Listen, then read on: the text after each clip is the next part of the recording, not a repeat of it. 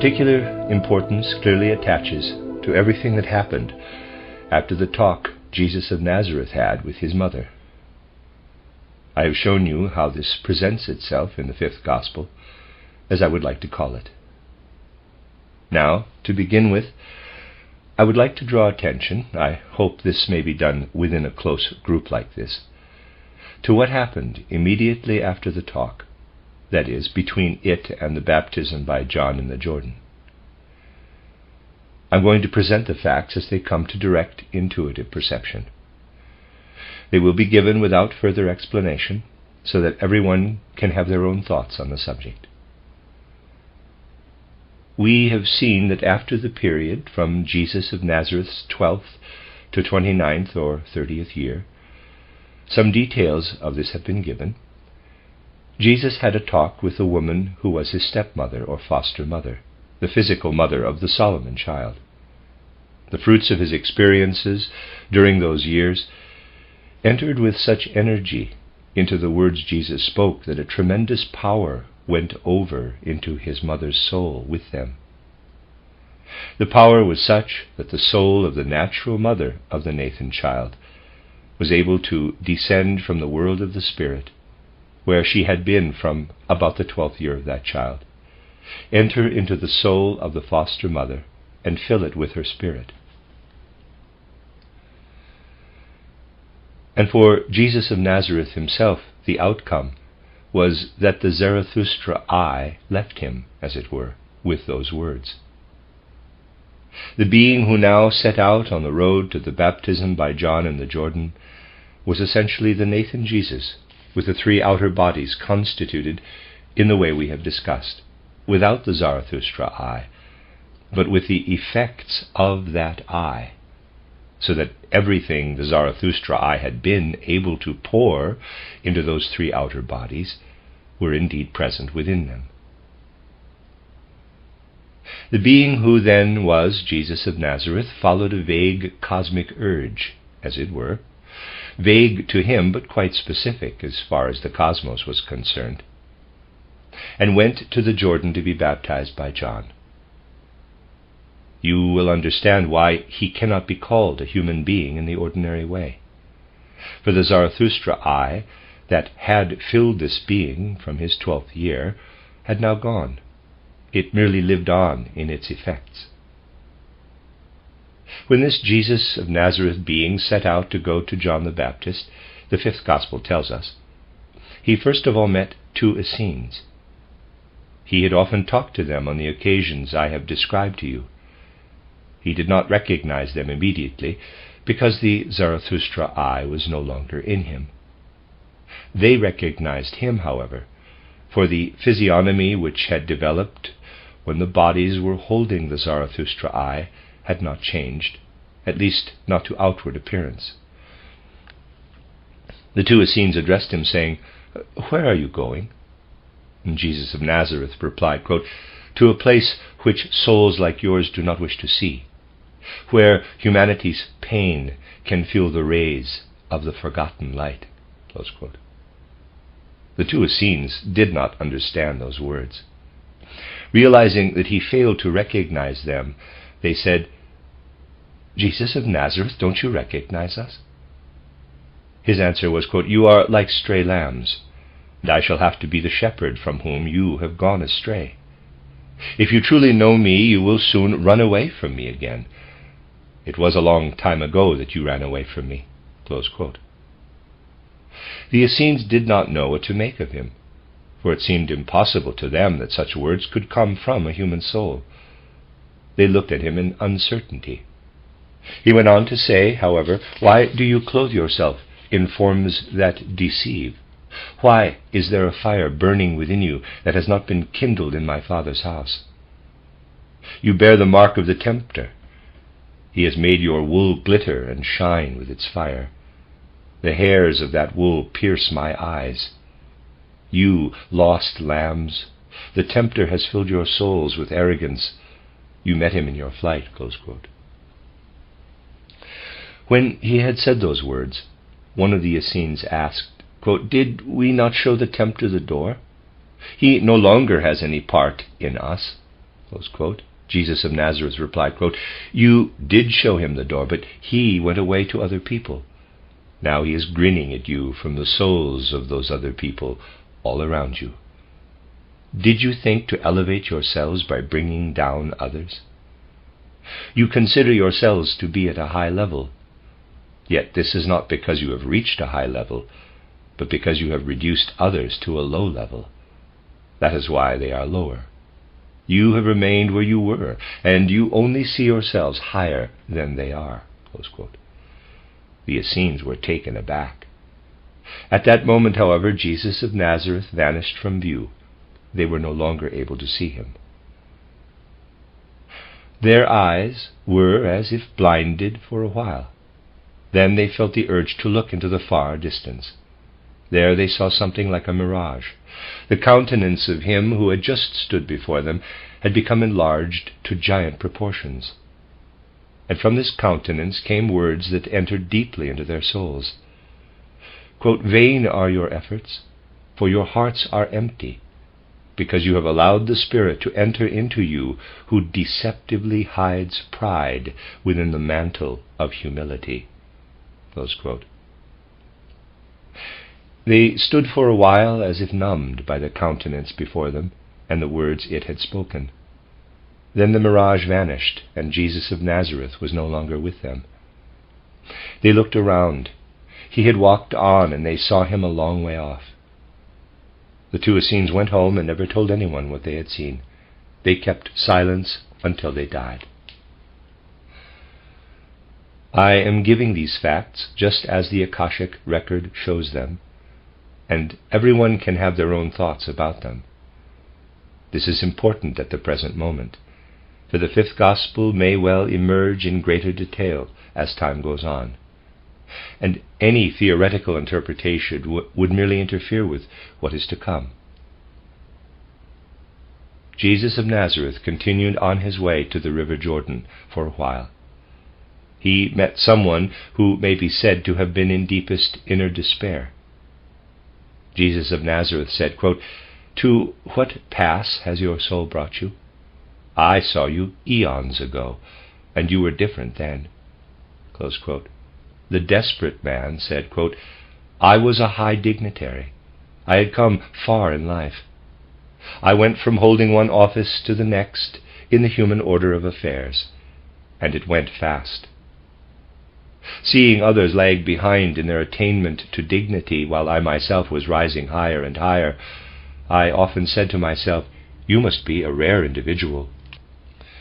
Your great virtues are raising you above all others.' I was enjoying good fortune and fully appreciated this." Close quote. Those were the words of the desperate man. He then went on to say, quote, "Then something appeared to me as if in a dream as I was asleep. It was as if a question was put to me in my dream, and I immediately knew that I felt shame before this question. For the question put to me was, 'Who made you so great?' And a spirit stood before me in my dream, who said, 'I have raised you high, but this means that you are mine.' And I felt ashamed, for I had thought I owed my advancement entirely to my own merits and talents. And then another spirit came. I could feel the shame I experienced in my dream, and the spirit said that my rise was not due to any merit of my own. And I felt so ashamed in my dream that I had to flee. I left all my offices and titles behind, and am now wandering aimlessly, seeking but not knowing what it is I seek." Close quote. Those were the words of the desperate man. And as he spoke, that spirit appeared again, standing between him and Jesus of Nazareth, and the figure of the spirit blocked out the figure of Jesus. The desperate man felt that this spirit had something to do with the luciferic element, and Jesus of Nazareth vanished, while the spirit still stood between them, and then the spirit too vanished.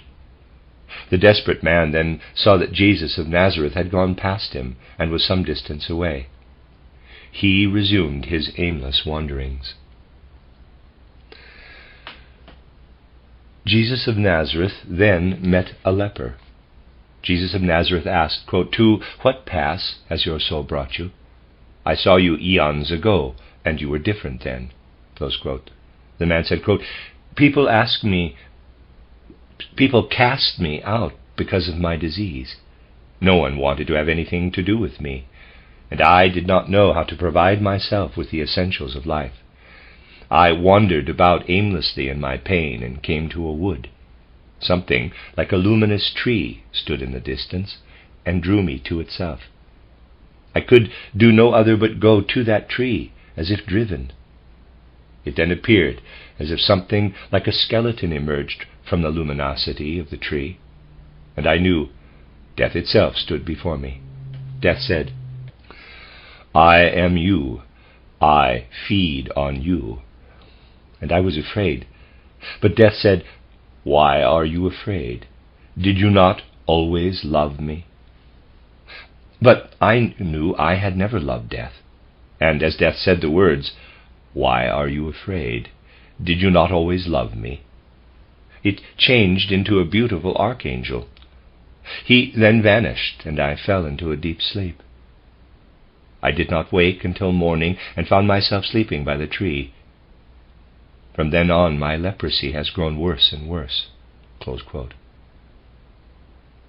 When he had told his story, the spirit he had seen by the tree stood between him and Jesus of Nazareth, and changed into an entity he knew to be Ahriman, or something Ahrimanic. As he was still looking, the entity disappeared, and so did Jesus of Nazareth. Jesus had, in fact, been walking on for some while, and the leper had to go on his way. After these three encounters, Jesus of Nazareth came to the river Jordan. Let me mention again that the baptism by John was followed by the event known as the temptation, which is also described in the other Gospels. The form the temptation took was that Christ Jesus did not face one spiritual entity, but that the whole went in three stages, as it were. First, Christ Jesus faced an entity which was close to him because he had seen it when the desperate man had come to him. Because of that encounter, he was able to sense that it was Lucifer. This is a highly significant combination of circumstances. And then the temptation by Lucifer happened, which is put in words as, quote, "I shall give you all the realms of the world and their glory if you recognize me as your Lord." Close quote. The Lucifer temptation was repulsed. For the second attack, Lucifer returned, but also the spirit who had stood between Jesus of Nazareth and the leper, the spirit he had felt to be Ahriman. There followed the temptation, which in the other Gospels is given in the words, "Cast yourself down. Nothing shall happen to you if you are the Son of God." This temptation, in which Lucifer could be cancelled out by opposing him with Ahriman and vice versa, was also repulsed. The third temptation came from Ahriman only. Christ Jesus was asked to make stones into bread, and this temptation was not completely repulsed at the time. And because Ahriman was not completely vanquished, later events then took the course they did, as we shall hear. Because of this, Ahriman was able to work through Judas. You see, an Akashic intuition has arisen concerning a moment which we have to consider to have been tremendously important in the whole Christ-Jesus evolution, and therefore in Earth evolution. It was as if the way in which Earth evolution is connected with the Luciferic and Ahrimanic element had to be gone through once again.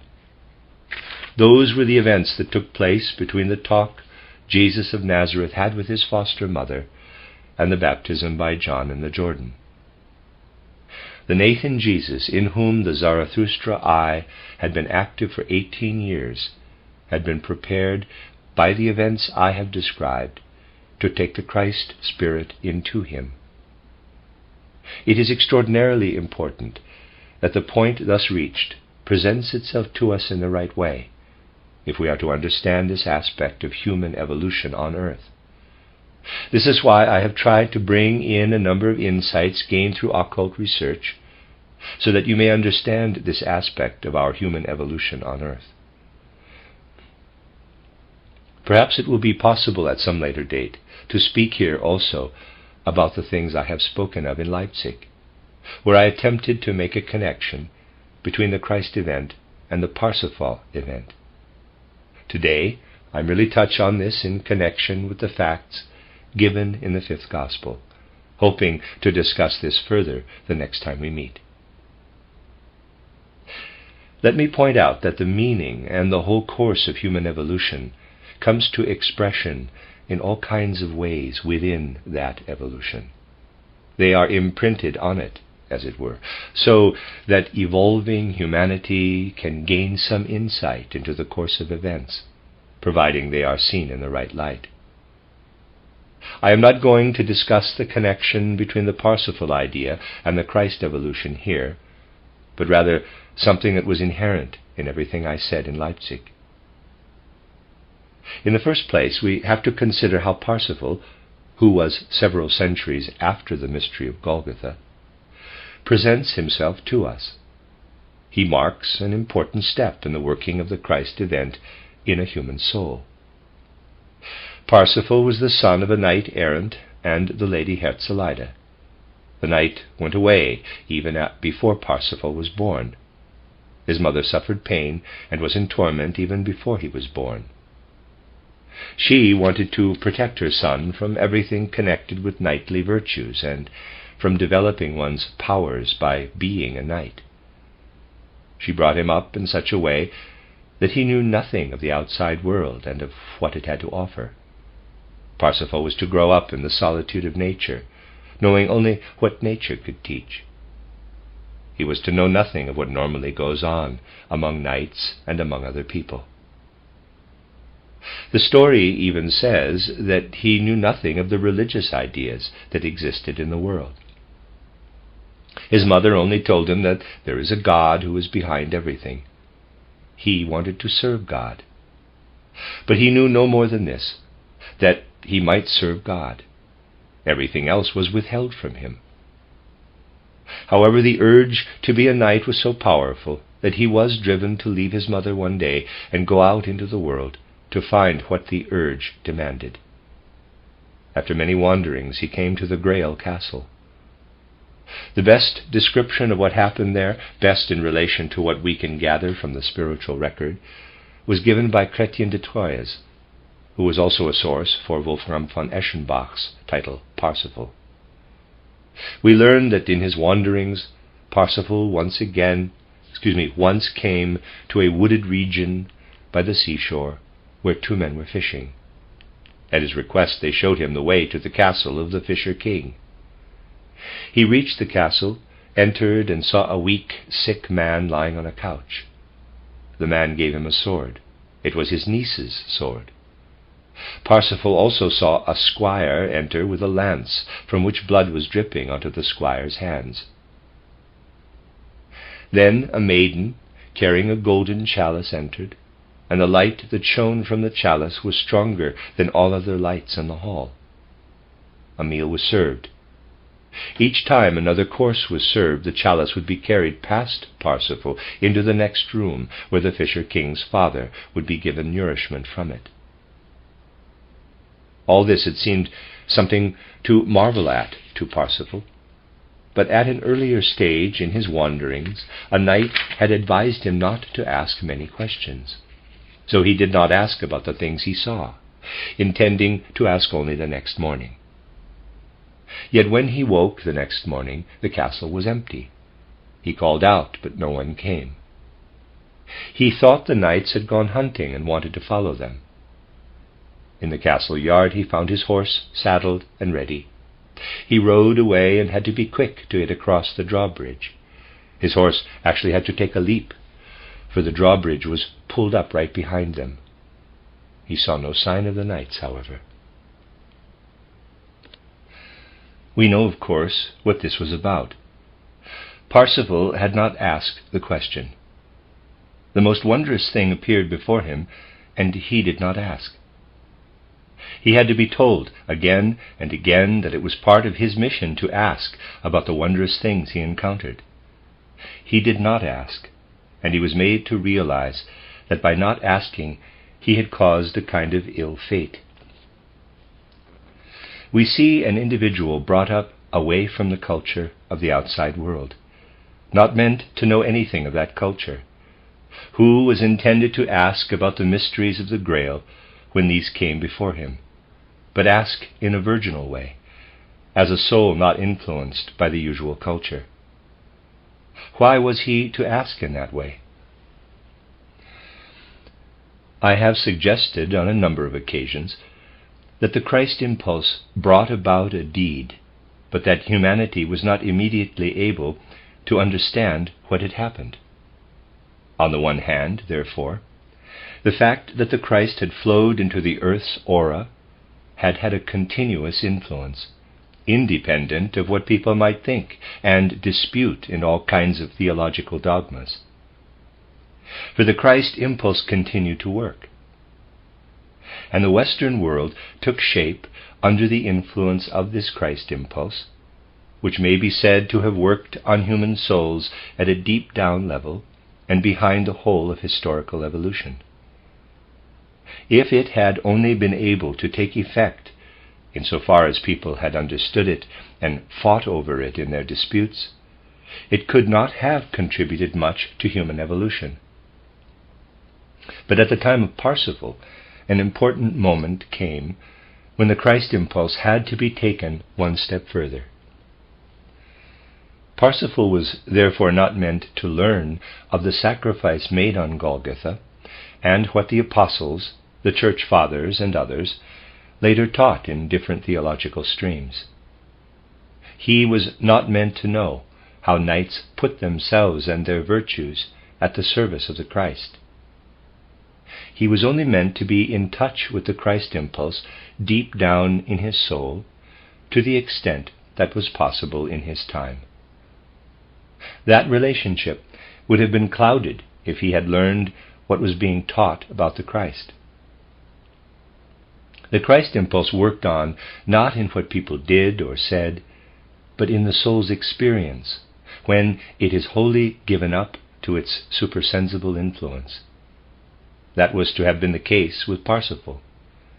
External teachings always belong to the world of the senses. The Christ impulse worked at a level that was beyond the senses and was meant to influence Parsifal's soul at that level. The one and only thing he was meant to do was to ask his question in the place where the significance of the Christ impulse could be revealed, at the Grail. His question was to be induced not by any of the reverence which the knights believed they owed to Christ, nor by any of the reverence which the theologians believed they owed to Christ, but simply by the fact that his soul was virginal, though in accord with the time in which he lived. He was to ask what the Grail might reveal, and indeed what the Christ event could mean to humanity. He was meant to ask. Let us hold on to this. Someone else was not meant to ask. The story is well known.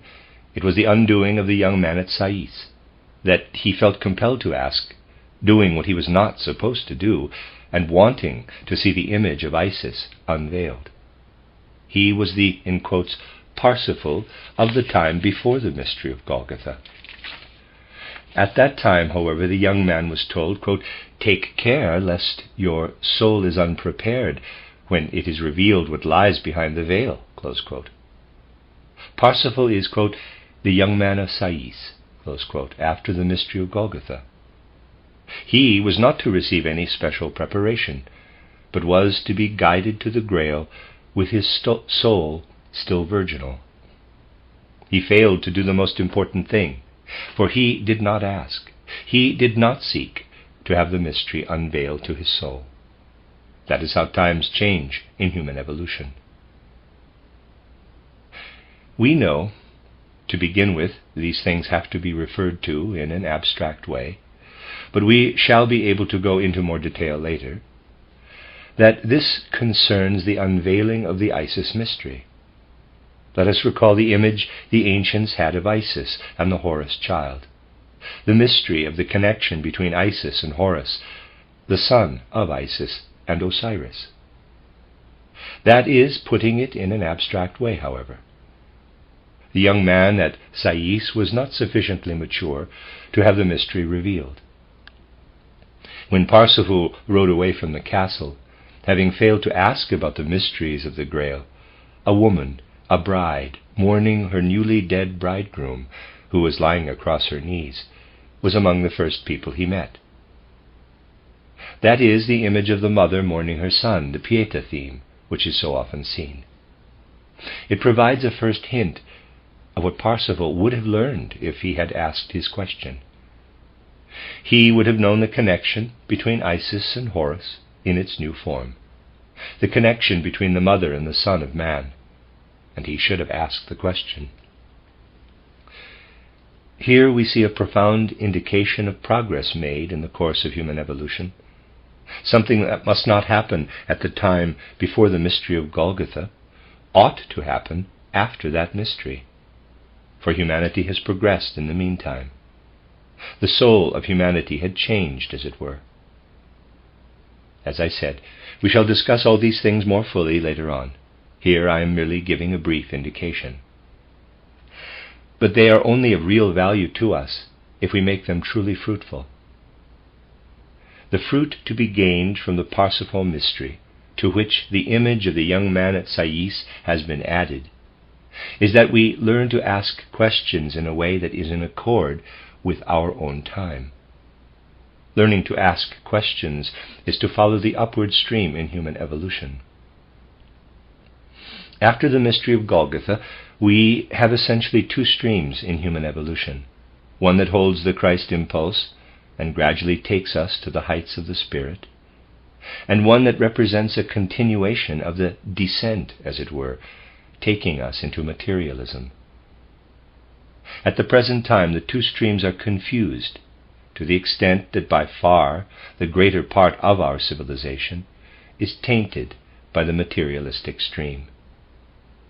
We must therefore look without bias or prejudice at everything the science of the Spirit is able to tell us of the Christ impulse, and everything connected with it, so that we may realize that the soul needs inner development in the Spirit in order to balance an outside world that is inevitably getting more and more materialistic. We must learn from elements such as those which have been presented that we have to learn to ask questions.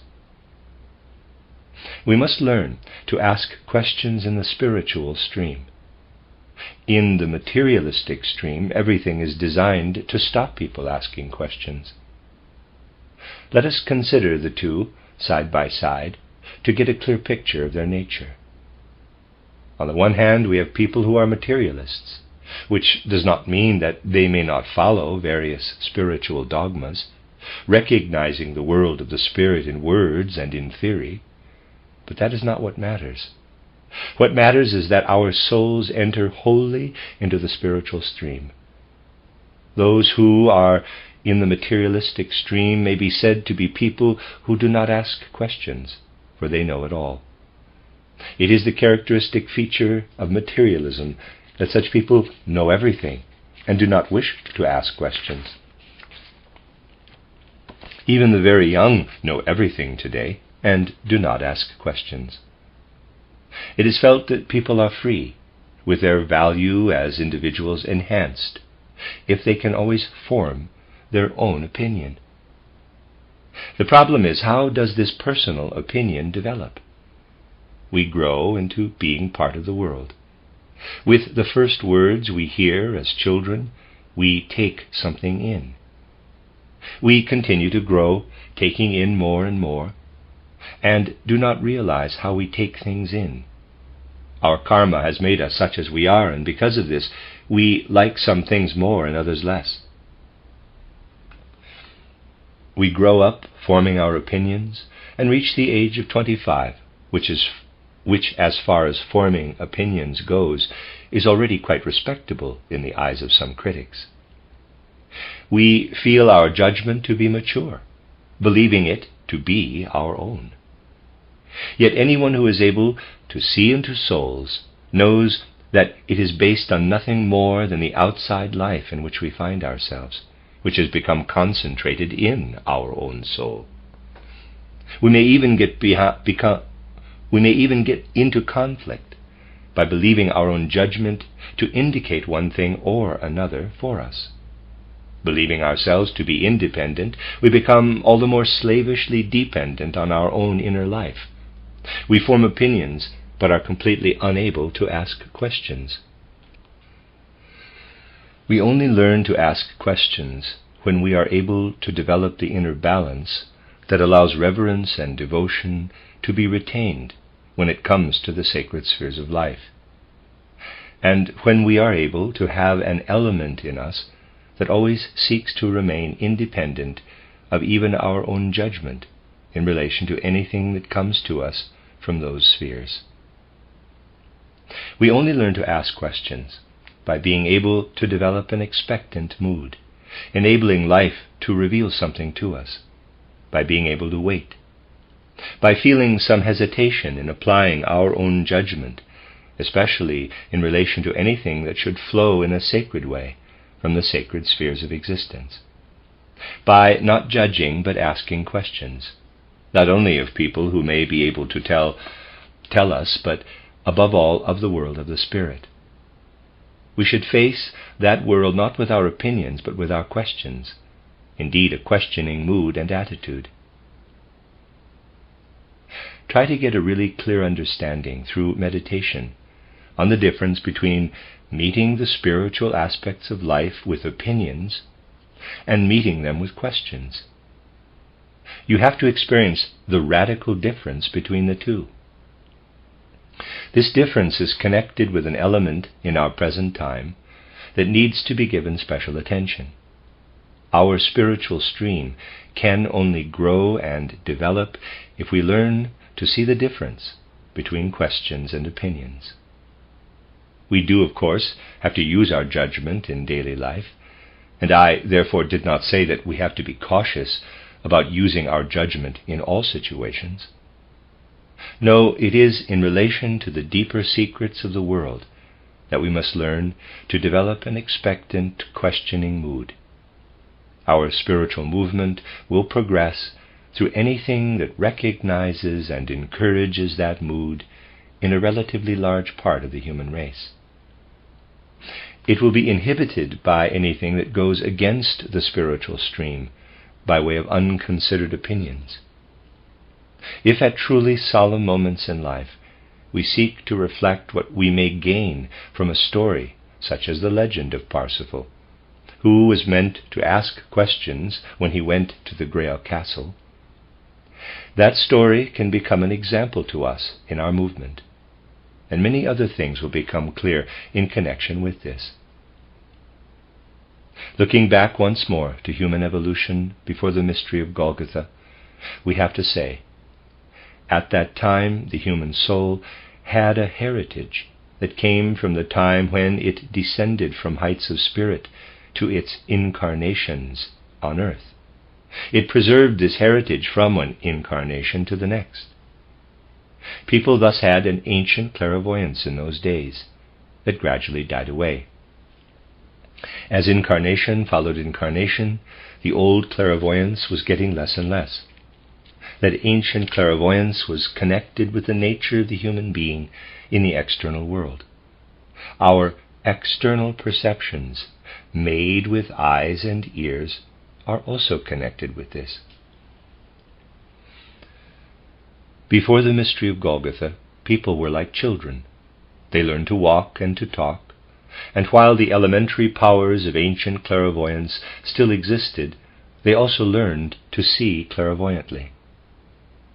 They learned this like something that came to them as they entered into relationship with other people, just as they learned to speak because of the way the larynx is organized.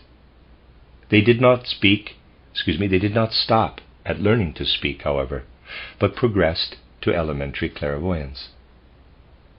This was bound to the human organization as it then was in the physical world, with clairvoyance inevitably assuming the character of the human organization. A debauchee could not bring a pure nature into his clairvoyance. A pure individual was able to bring purity to his clairvoyance. That is only natural, for clairvoyance was connected with the immediate human organization.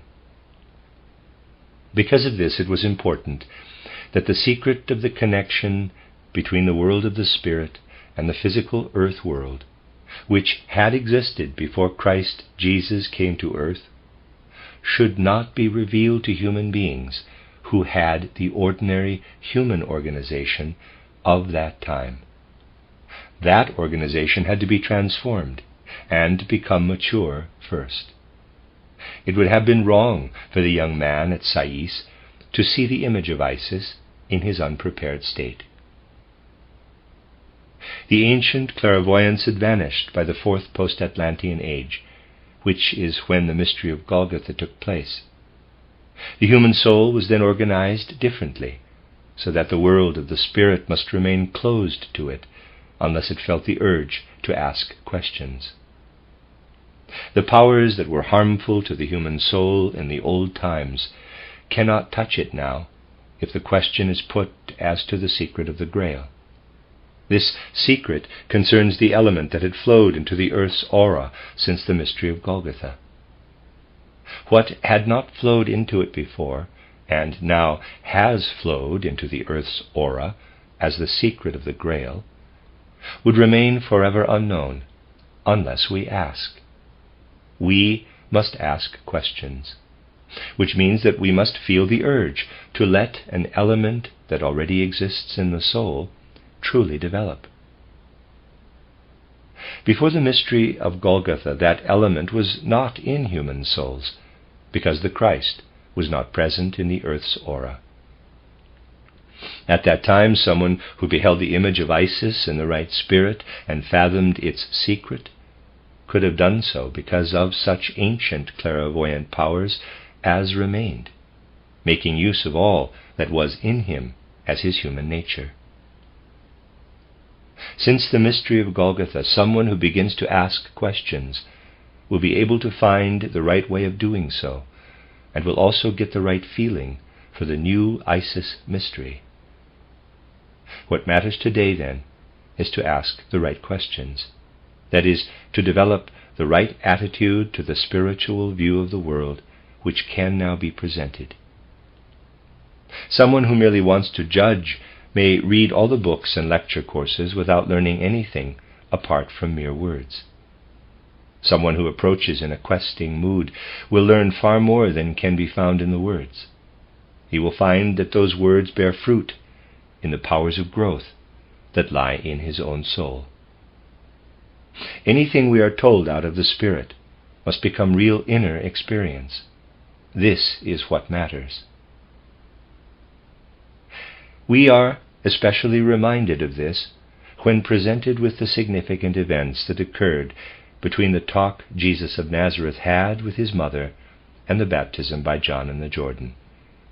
These things can only have meaning for us if we meet them with a questioning mind, being alive with the need to know what was happening at the important watershed moment which separates the time before the mystery of Golgotha from the time after the mystery of Golgotha. It would be best to let these things live in our soul. Essentially, everything they are meant to tell us is to be found in the narrative itself. We do not need to add a great deal of interpretation. I wanted to make this general remark, especially in connection with this part of the fifth Gospel, indicating that in our present time it is once again important to understand the Parsifal mood. Richard Wagner has tried to embody it in music and drama. I do not wish to enter into the great dispute in the world at large concerning his Parsifal. The science of the Spirit does not enter into partisanship. Far be it from us, therefore, to become embroiled in the dispute between those who wish to keep Wagner's Parsifal the most significant document of the new Parsifal mood that exists today, in Bayreuth, where it will have a certain protection, and those who want to hand it over to Klingsor's realm. Basically, the latter is already happening. I have been concerned to show that the Parsifal mood has to be present as the Christ impulse continues to work at a time when human powers of judgment, our higher consciousness, do not yet enter into this. But when the spiritual mood to life should show the need for this mood more and more clearly, and the need for many other things of which we shall speak in the winter months that lie ahead.